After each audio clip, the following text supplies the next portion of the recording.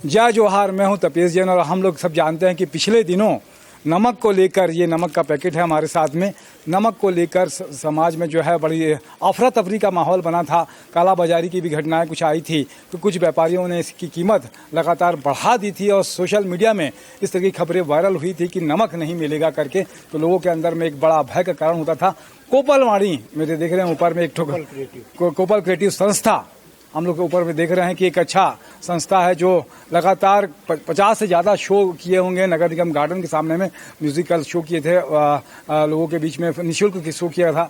वेद कुमार जी हमारे साथ में, वेदास जी हमारे साथ में, इसके साथ में संजू साहू जी, एक बड़ा नाम है दोनों का कि एक वेदास जी आप डायरेक्टर भी हैं इस फिल्म छत्तीसगढ़ी सिनेमा के, और संजू साहू ने बहुत सारी फिल्मों में काम किया है। तो एक आज यहाँ पर चंगोला भाटा में एक बड़ा काम किया कि कोपल क्रिएटिव संस्था की तरफ से ये नमक के पैकेट के जो वितरण है, ये बहुत सारे गरीबों को जो है, जो जरूरतमंद है, उनको दिया है। कैसे आपके दिमाग में आया कि नमक की कालाबाजारी चल रही है तो नमक बांटना चाहिए?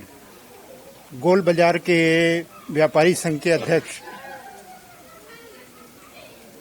दिनेश जी से चर्चा हुई और उन्होंने इसका समाधान के लिए नमक हमें दिया ताकि इसे गरीबों में बंटवाया जा सके। दिनेश साहू जी जानी मानी हस्ती हैं, गोल बाजार के अध्यक्ष ही नहीं बल्कि फिल्म जगत के भी जाने माने प्रसिद्ध अभिनेता भी हैं।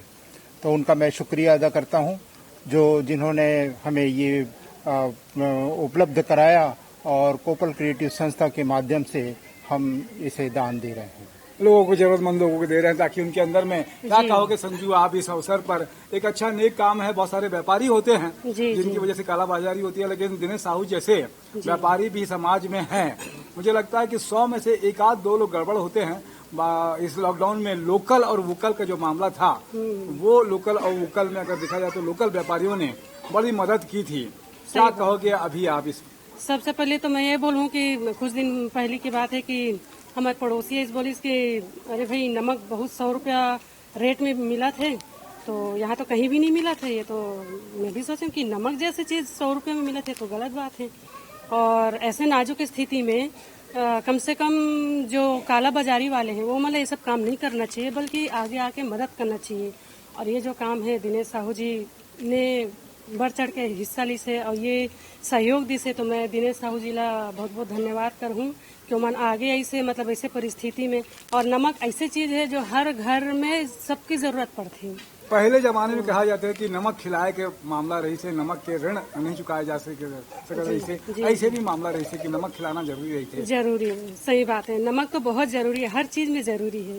तो बहुत अच्छा है कि जीवन में भी नमक के बड़ा महत्व है। और ये कोरोना वायरस के 2 महीना के लगभग लॉकडाउन के पीरियड रही से, लॉकडाउन 2 महीना चली से, उसके बाद में कुछ व्यापारी मन छापा भी पड़ी बहुत सारा, वो भी हुई है।